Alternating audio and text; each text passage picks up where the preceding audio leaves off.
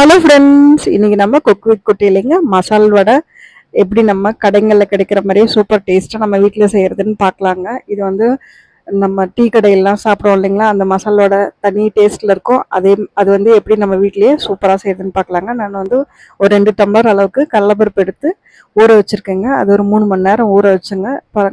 கடலப்பருப்பு எடுத்து இப்படி கையில் கிள்ளி பார்த்தீங்கன்னா நல்லா கட்டாச்சுன்னா அது வந்து ஓடிடுச்சுன்னு அர்த்தங்க. இதுக்கு ஒரு மசாலா வச்சுக்க போகிறோங்க. அதுக்கு சோம்பு கொஞ்சம், 2 சின்ன பட்டை துண்டுங்க, காஞ்ச மிளகா, உங்கள் காரத்துக்கு தகுந்த மாதிரி பச்சை மிளகா, காஞ்ச மிளகா 2 எடுத்துருக்குங்க. உங்கள் காரத்துக்கு தகுந்த மாதிரி நீங்கள் வந்து அதிகம் பண்ணிக்கலாம், கம்மி பண்ணிக்கலாங்க. சின்ன துண்டு இஞ்சிங்க, அப்புறம் கொஞ்சமாக பூண்டுங்க, இதெல்லாம் வேணும். இந்த மிளகா வந்து எங்கள் மிக்சி கொஞ்சம் மக்கர் பண்ணுறதுனால நான் கட் பண்ணி போட்டிருக்கேங்க. உங்கள் மிக்சி ஷார்ப் பிளேடாக இருந்ததுன்னா அப்படியே போட்டுக்கலாங்க. இதை வந்து ஃபஸ்ட்டு வந்து ஃபைன் ஒரு கோர்ஸ் பவுடராக இது மாதிரிங்க அரைச்சிக்கிறோங்க.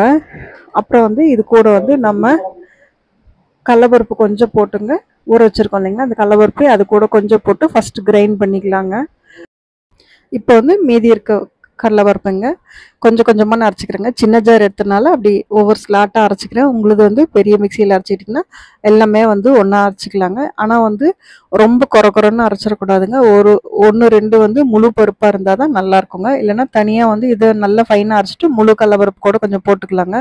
இப்போ இது கூட வந்து கலக்கிறதுக்கு கொஞ்சம் புதினா, கொத்தமல்லி, கருவேப்பிலை, வெங்காயம் 2ங்க பொடியாக கட் பண்ணி வச்சுருக்கோங்க. இதெல்லாம் ஒன்றா சேர்த்து பிசைஞ்சுக்க போகிறோங்க. நம்ம அரைச்சி வச்சுருக்க கடலைப்பருப்போட. எங்கள் ஊரில் வந்து பட்டாணி பருப்பில் தான் இந்த வடை செய்வாங்க. இங்கே வந்து பட்டாணி பருப்பு அவ்வளோ கிடைக்கிறது இல்லைங்க, கடலப்பருப்பு மட்டும் தான் கிடைக்குது. அதனால் கடலப்பருப்பில் செய்கிறோங்க. இதுக்கு தேவையான உப்பு சேர்த்துக்கிறோங்க.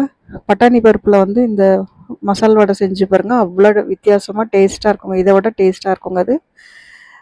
இப்போ இதை வந்து சின்ன சின்ன உருண்டையாக உங்களுக்கு எந்த சைஸுக்கு வடை வேணுமோ அதுக்கு தகுந்த மாதிரி முதல்ல உருட்டி வச்சுக்கிட்டுங்க. அப்புறமா ஒன்றொன்னா தட்டி போட்டுக்க வேண்டியதுதாங்க. கையிலேயே தட்டிக்கலாங்க. இல்லை உங்களுக்கு வந்து வரல அப்படின்னு சொன்னோன்னா வாழை இலையில் தட்டி கூட போட்டுக்கலாங்க. டக்குன்னு உருண்டை பிடிச்சி வச்சிட்டோம்னா அது தட்டி தட்டி போட்டு எடுத்துக்கலாங்க. ஆனால் வந்து கொஞ்சம் லோ ஃப்ளேமும் கொஞ்சம் ஹை ஃப்ளேமும் மாற்றி வச்சுங்க. வந்து ரொம்ப மேலே கரிஞ்சிருச்சுன்னா உள்ளே வந்து வேகாமல் போயிடும். அதனால் வந்து கண்டிப்பாக இது லோ டு மீடியம் ஃப்ளேமில் வச்சு பொறுமையாக பொரிச்சு எடுத்தோம்னா நம்மளுக்கு வந்து உள்ளேயும் நல்ல கிறிஸ்பாக இருக்குங்க, மேலேயும் நல்ல இதாக இருக்குங்க. உள்ளே வந்து மாவாகவே இருக்காது, எல்லா பக்கமும் நல்லா வெந்து இருக்குங்க. அதுக்கு தான் பொறுமையாக வந்து வேக வச்சு எடுத்தோம்னா நம்மளோட சூப்பர் டேஸ்டான மசால் வடை ரெடி ஆகிடுங்க. இது வந்து பாயாசத்தில் போட்டு பிசைஞ்சு சாப்பிட்டீங்க அப்படி டேஸ்ட்டாக இருக்குங்க. யாரெல்லாம் அது மாதிரி ட்ரை பண்ணியிருக்கீங்க?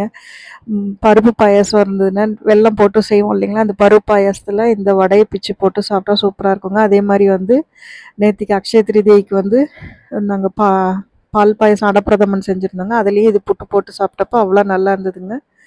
அந்த வீடியோ கூட நம்ம சேனலில் போட்டிருக்கு, கண்டிப்பாக பாருங்கள். இங்கே பாருங்கள் எப்படி வந்து உள்ளே இருக்குது, உள்ளே வந்து மாவாகவே இல்லை பார்த்தீங்களா. கொஞ்சம் ஃப்ளாட்டாக தட்டி போட்டிங்கன்னா இன்னும் வந்து நல்ல கிறிஸ்பாக வருங்க. அவ்வளோதான், நம்மளோட சூப்பர் மசால் வடை ரெடி ஆகிடுச்சுங்க. உங்கள் ஃப்ரெண்ட்ஸ்க்கும் ஷேர் பண்ணுங்கள். தேங்க்ஸ் ஃபார் வாட்சிங். தேங்க்யூ.